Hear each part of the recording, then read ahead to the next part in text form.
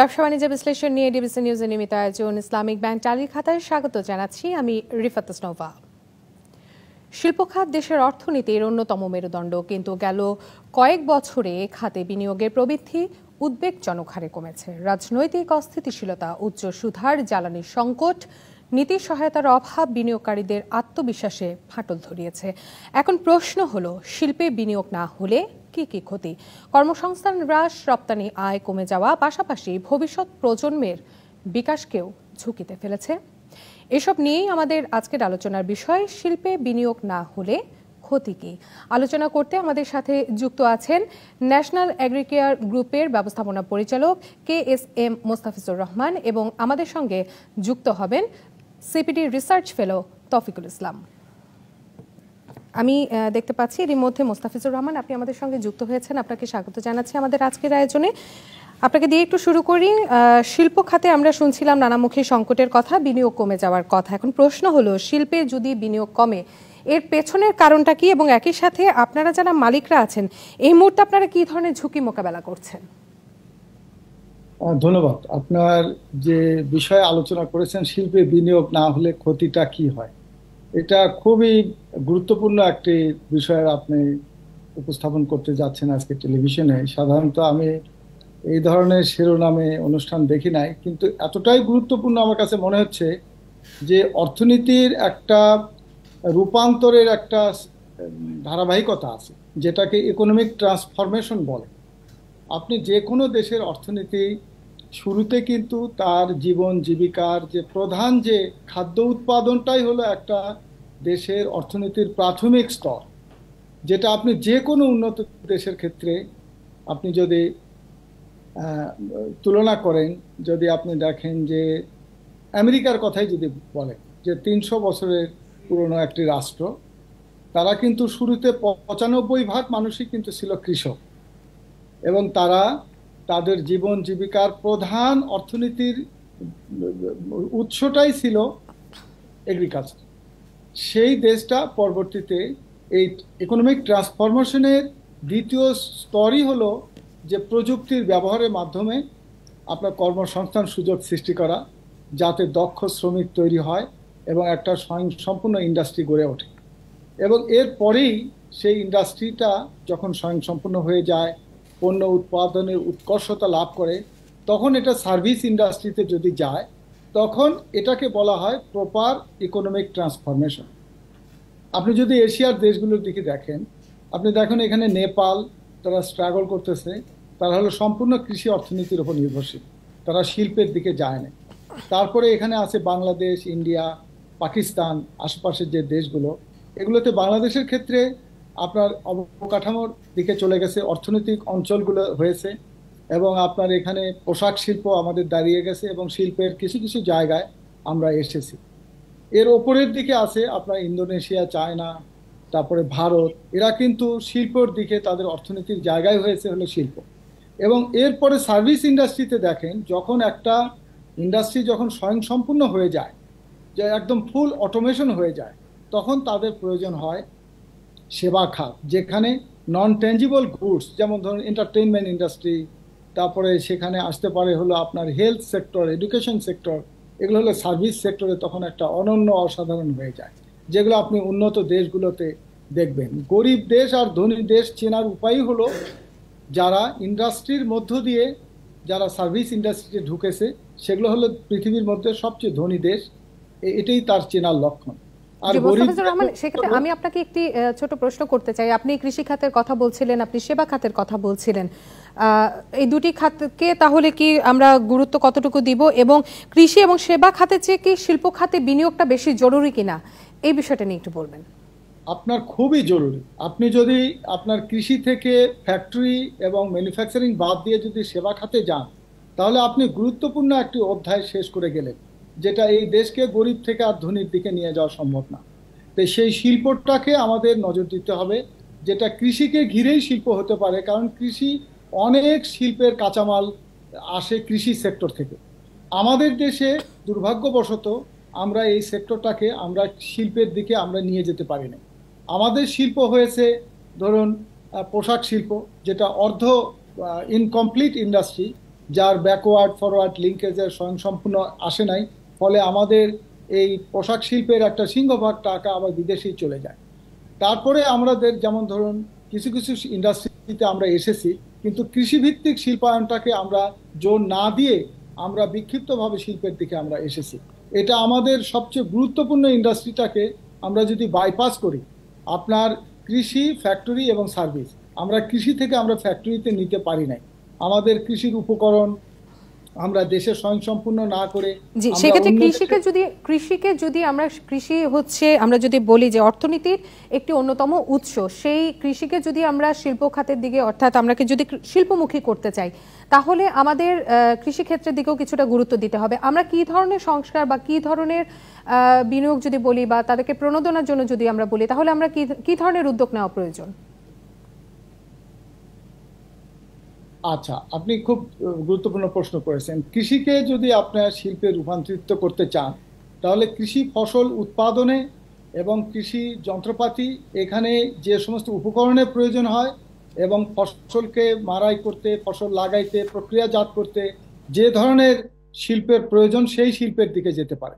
এটা হলো এক ধরনের। আরেকটা হলো কৃষকের উৎপাদিত পণ্য দিয়ে যেটা শিল্প হতে পারে, কারণ কৃষি কিন্তু অনেক কাঁচামাল তৈরি করার একটা উৎস। আপনার এই কৃষিকে ভ্যালু অ্যাডিশনের মাধ্যমে যখন agro processing industry, industrial goods হবে, তখন আমাদের এই কৃষি শ্রমিক যেখানে 38% যারা অনেক কম বেতনে কাজ করছে, তখন কিন্তু এগুলো আপনার শিল্পের সঙ্গে যখন যাবে, শিল্পকে লাভজনক হবে এবং এখানে শ্রমিকের ওয়েজেস বৃদ্ধি পাবে এবং ধীরে ধীরে আপনার এই কৃষি থেকে শিফট করে এটা আমরা ইন্ডাস্ট্রিতে যাব। ইন্ডাস্ট্রি স্বয়ংসম্পূর্ণ হলে পরে তখন অটোমেটিক্যালি। ধন্যবাদ জানাচ্ছি। আমরা দেখতে পাচ্ছি এর মধ্যে CPD senior research fellow Towfiqul Islam আপনি আমাদের সঙ্গে যুক্ত হয়েছেন, আপনাকে স্বাগত জানাচ্ছি। এবং আজকে আমাদের যে আলোচনার বিষয়, শিল্প খাতে যদি বিনিয়োগ কমে যায় তাহলে আসলে কি ধরনের ক্ষতি হতে পারে, এর মধ্যে আমরা বেশ কিছু কথা শুনেছি মোস্তাফিজুর রহমানের কাছ থেকে। আপনার কাছে একটু জানতে চাবো যে শিল্প খাতে যদি বিনিয়োগটা কমে যায়, নানা কারণেই কমছে, কি কি ধরনের ক্ষতির সম্মুখীন হতে পারি আমরা? না, বড় যেটা আমাদের প্রথম চিন্তার ভিতরে আসে সেটা তো হলো যে আমার কর্মসংস্থানের পরিস্থিতি তখন একটু সংকটে তো পড়বে। অন্য আর খাতের চাইতে শিল্প খাতের বিষয়টা একটু ভিন্ন এই কারণে, কারণ শিল্প খাতের সাথে আসলে সত্যিকার অন্যান্য খাতের যুক্ততাটা অনেক বেশি। যেমন ধরেন আপনি যখন আমাদের শিল্প খাতে বিনিয়োগ হয়, তখন কিন্তু শিল্প খাতের উৎপাদন ত্বরান্বিত হওয়ার ফলে এর সাথে যে সেবা খাতগুলো যুক্ত আছে, সেই সেবা খাতগুলোতেও তখন আমাদের অর্থনৈতিক তৎপরতা হয়। আপনি যখন শিল্প উৎপাদন করবেন, তার সাথে হয়তো আপনি ধরেন রপ্তানি মুখে আমরা গার্মেন্টসেই আমার উৎপাদন বাড়লো, তখন কিন্তু আমার ব্যাংকিং খাত এটার সাথে যুক্ত থাকে, আমার হোটেল রেস্তোরাঁ থেকে শুরু করে বিভিন্ন সেবা খাত আছে, এবং একই রকম ভাবে আপনার যে কৃষি পণ্যগুলো আছে সেগুলোর ভিতরে যুক্ততা থাকে। সুতরাং একভাবে আপনার এই শিল্প খাতের উৎপাদনটা এই জন্য অন্যান্য খাতের জন্য গুরুত্বপূর্ণ। এবং সর্বোপরি যদি আমি বলি যে আর একটা বড় জায়গা, সেটা হলো যে আমার যে সামষ্টিক অর্থনীতির ভারসাম্য, সেটার জন্য এটা খুবই গুরুত্বপূর্ণ হয়। আমি যদি রপ্তানি বাড়াতে পারি শিল্প থেকে, তাহলে আমার নিঃসন্দেহে সেটা আমার আমদানি এবং অন্যান্য যেই বৈদেশিক মুদ্রার চাহিদা আছে সেটা মেটাতে আমাদের সাহায্য করে। একই রকম ভাবে আমার যদি দেশীয় শিল্প, যেটা আমরা দেশীয় বাজারের জন্য উৎপাদন করি, সেই জায়গাতে যদি আমার উৎপাদন এবং বিনিয়োগ বাড়ে, তাহলে আমার আমদানির উপরে চাপটা কমে যায়। সুতরাং সার্বিকভাবে এই কারণে আমরা শিল্পের প্রতি বিনিয়োগ কেমন হচ্ছে, শিল্পের প্রবৃদ্ধি কেমন হচ্ছে, এটা খুবই গুরুত্বপূর্ণ হয়। এই গত অর্থ বছরের কথাও যদি আমি বলি, 2023-24 অর্থ বছর, যেটা গত বছর জুনে শেষ হয়েছে, সেই অর্থ বছরেও কিন্তু আপনি দেখবেন যে প্রবৃদ্ধি যে কমে গেল, মূলত কিন্তু আপনার শিল্প খাতে প্রবৃদ্ধি কমার ফলেই এটা হয়েছে। এবং সেখানে আপনি দেখবেন যে বৃহৎ শিল্প যেটা আছে, বিবিএস এর হিসাব বলছে সেখানে মাত্র 1% প্রবৃদ্ধি হচ্ছে। ফলে সার্বিক দেশের অর্থনীতির প্রবৃদ্ধি 4% হলেও আমাদের শিল্প খাতের যেটা বৃহৎ শিল্প খাত, এখানে মাত্র 1% হয়েছে, অন্যান্য শিল্প খাতে 2% মতো প্রবৃদ্ধি হয়েছে। তো আসলে সত্যিকার অর্থে আমার যে 3 থেকে 4% প্রবৃদ্ধি থেকে আমি যদি বলি যে 4-5%, 5-6% প্রবৃদ্ধির যে যাত্রাটা, এইটা মূলত নির্ভর করে আমার শিল্প খাতের প্রবৃদ্ধি, এবং প্রবৃদ্ধি করতে হলেই আমার তখন বিনিয়োগের প্রশ্নটা বড়ভাবে সামনে আসে। জি, তৌফিকুল ইসলাম এবং মোস্তাফিজুর রহমান ছিলেন আমাদের সাথে। আমরা ছোট্ট একটি বিরতিতে যাচ্ছি, বিরতির পর আমরা আবারও ফিরে আসছি। ব্যবসা বাণিজ্য বিশ্লেষণ নিয়ে ডিবিসি নিউজের নিয়মিত আয়োজন তালিকাতে নিচ্ছি ছোট্ট একটি বিরতির সঙ্গে থাকুন। আবারও স্বাগত জানাচ্ছি ব্যবসা বাণিজ্যের বিশ্লেষণ নিয়ে ডিবিসি নিউজের নিয়মিত আয়োজন ইসলামিক ব্যাংক তালিকাতায়। আমাদের আজ আলোচনার যে বিষয় সেটি হলো শিল্প খাতে বিনিয়োগ, এবং শিল্প খাতে বিনিয়োগ যদি কমে তাহলে তার কি প্রভাব পড়তে পারে, এই বিষয়টি নিয়ে আমরা আলোচনা করছিলাম। এ পর্যায়ে আমি একটু তৌফিকুল ইসলাম খান আপনার কাছে একটু যেতে যাচ্ছি। আমরা নানামুখী সমস্যার কথা শুনি, শিল্প খাতে জ্বালানি সংকটের কথা শুনি, উচ্চ সুদহারের কথা শুনি, বিদ্যুতের সরবরাহ ঘাটতি রয়েছে, সেই বিষয়গুলো আমরা শুনে থাকি। এই বিষয়গুলো আসলে বিনিয়োগের উপরে কতটুকু প্রভাব ফেলছে বলে আপনি মনে করছেন? না, এগুলো তো খুবই মৌলিক বিনিয়োগের নিয়ামক আমরা বলি আর কি। আপনার তো এমন তো না যে আমি গ্যাস বিদ্যুৎ ছাড়া বা আমার যে যদি আমি রপ্তানির সাথে যুক্ত হই, আমদানির সাথে যুক্ত হই, আমার পোর্ট ফ্যাসিলিটি, আমার রাস্তাঘাটের পরিস্থিতি, এটা তো দরকার হবে। সুদের হার আমি মনে করি যে এইটা একটা গুরুত্বপূর্ণ বিষয়, কিন্তু এর ভেতরে নিঃসন্দেহে আমাদের বাস্তব পরিস্থিতিটাও আমাদের মানতে হবে যে আমাদের সামষ্টিক অর্থনীতির যে পরিস্থিতি আছে তাতে সুদের হার এখন উচ্চ পর্যায়ে গেছে। এইটাকে আবার নামিয়ে নিয়ে আসাটা সম্ভব, এটার জন্য হয়তো কিছুটা সময় দরকার হবে। কিন্তু তার সাথে আমি মনে হয় যে সবচাইতে বড় গুরুত্বপূর্ণ একটা বিষয় যেটাতে আমাদের মনোযোগ থাকতে হবে সেটা হলো যে আমাদের স্থিতিশীলতা রাখা। বিশেষত আমি যদি বলি যে আইন শৃঙ্খলা পরিস্থিতি এবং রাজনৈতিক ভাবে এক ধরনের স্থিতিশীলতা এবং একটা রোডম্যাপের জায়গাগুলো, এগুলো খুবই গুরুত্বপূর্ণ শিল্পের সম্পর্কে। কারণ আপনি যখন যেহেতু আমরা একটা পরিবর্তনের ভিতর দিয়ে গেছি, আমাদের একটা নির্বাচনী প্রক্রিয়ার ভিতরে আমরা আছি, সেই প্রক্রিয়ার একটা অংশ হিসেবে কিন্তু বিনিয়োগকারীরা হয়তো কিছুটা অপেক্ষমান অবস্থায় অনেক সময় থাকেন। দেশের অর্থনীতিও একই সময় একটা সংকটের ভিতরে আছে, সুতরাং ওই চাপটার ভিতরে ওনারা দেখছেন যে কিভাবে সরকার হয়তো সেটাকে মোকাবেলা করবেন, কত দ্রুত এটা থেকে বের হতে পারবো। ব্যাংকিং খাত থেকে শুরু করে জ্বালানি বিদ্যুৎ থেকে শুরু করে অনেকগুলো জায়গাতে কিন্তু এই বিষয়গুলো আছে। ফলে সাময়িকভাবে এখানে বিনিয়োগের ব্যাপারে অনেকগুলো প্রশ্ন আছে। এই ক্ষেত্রে আমার মনে হয় যে সবচাইতে গুরুত্বপূর্ণ হলো যে আমরা একটা কনফিডেন্স বিল যদি আমি করতে পারি তাহলে এটা আমার জন্য একটা বড় জায়গা থাকবে। যেই বিষয়টা আমি একই সাথে গুরুত্বের সাথে বলবো, যেটা হয়তো আপনি এখনো আনেননি, সেটা হলো যে আমাদের বৈশ্বিক পরিস্থিতির ভিতরেও কিন্তু অনেক ধরনের নড়াচড়া হচ্ছে বা এক ধরনের ওখানে কিন্তু ডিস্টারবেন্স তৈরি হচ্ছে। যেমন যুক্তরাষ্ট্রে ট্রাম্প প্রেসিডেন্ট হবার পরে যে আমাদের গতানুগতিক যেই নিয়ম কানুনের ভিতর দিয়ে বৈশ্বিক পরিস্থিতি ছিল, সেই গতানুগতিক পরিস্থিতির ভিতরে কিন্তু এখন নাই। তিনি এখন নতুন করে বিভিন্ন দেশের উপরে শুল্ক আরোপ করবেন কিনা, তাহলে আমাদের প্রত্যেকের সারা পৃথিবীতেই এটার কি প্রভাব পড়বে, এটা আমার যেই প্রতিযোগিতা সক্ষমতা তার উপরে কতখানি প্রভাব রাখবে, বাজারের চাহিদার উপরে কতখানি প্রভাব রাখবে, সেই বিষয়গুলো কিন্তু এখনো অস্পষ্টতা রয়েছে। সুতরাং আমি মনে করি যে এইটা বিনিয়োগের জন্য একটা একটু কঠিন সময়, এই কারণে যে এই অনেকগুলো পরিবর্তনের ভিতর দিয়ে আমরা যাচ্ছি, বৈশ্বিক পরিস্থিতির ভিতরেও আমার দেশের পরিস্থিতির ভিতরেও। আমরা আসলে এই বিষয়টি নিয়েই আমরা কথা বলতাম, এবং আরেকটি বিষয় এখানে আসলে চলে আসে, বৈশ্বিক পরিস্থিতির কথা যেহেতু আপনি তুললেন, আরেকটি বিষয় যেটি আসে সেটি হলো বিদেশি বিনিয়োগ বাড়াতে। যেহেতু আমরা দেশি বিনিয়োগের কথা বললাম, নানামুখী সংকটের কথা শুনলাম, বিদেশি বিনিয়োগ বাড়ানোর জন্য সরকারের কি ধরনের নীতি সহায়তা, বা নীতি সহায়তা যদি না বলি আমরা নীতিমালার আসলে কি ধরনের সংস্কার প্রয়োজন বলে আপনি মনে করছেন? আমি মনে করি যে একটা বড় গুরুত্বপূর্ণ বিষয় হলো বৈদেশিক বিনিয়োগের ভেতরে যে আমার দেশীয় বিনিয়োগও যখন উজ্জীবিত হয় তখন আপনার বিদেশি বিনিয়োগ আসাটার প্রবণতাটাও ভালো হবার কথা। সুতরাং বিনিয়োগ পরিস্থিতি কতগুলো কমন এলিমেন্ট আছে দুইজনের জন্য, যেমন জ্বালানি নিরাপত্তা থেকে শুরু করে নীতির ধারাবাহিকতা, এইটা খুবই গুরুত্বপূর্ণ। আমরা বিদেশি বিনিয়োগকে আকৃষ্ট করার জন্য কিন্তু বিভিন্ন ধরনের যে সুবিধাগুলো আছে এটা আগেও ছিল।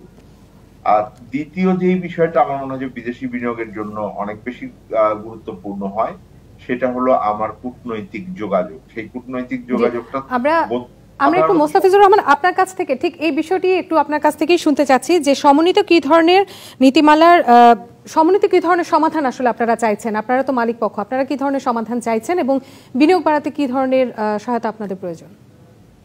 দেখুন, একজন বিনিয়োগকারীর কিন্তু প্রথম এবং প্রধান শর্ত হলো বিনিয়োগটাকে তাকে নিরাপদ, লাভজনক এবং টেকসই হতে হবে। তো নিরাপত্তার জায়গাটা সেটা হলো যে মার্কেট, যেখানে আমার পণ্য উৎপাদিত হবে। প্রথমে উৎপাদন করতে গেলে যেটা দরকার, আপনার ল্যান্ড, লেবার, ক্যাপিটাল, যেটা অর্থনীতির সাধারণ ভাষায়। আপনি যদি ফান্ডের যে কস্ট অফ ক্যাপিটাল, এটা যদি রেট অফ ইন্টারেস্ট বেশি হলে বিনিয়োগকারী যে অর্থ বোরিং করবে তার দেখা যাবে তার প্রোডাকশন কস্ট বেড়ে যাবে।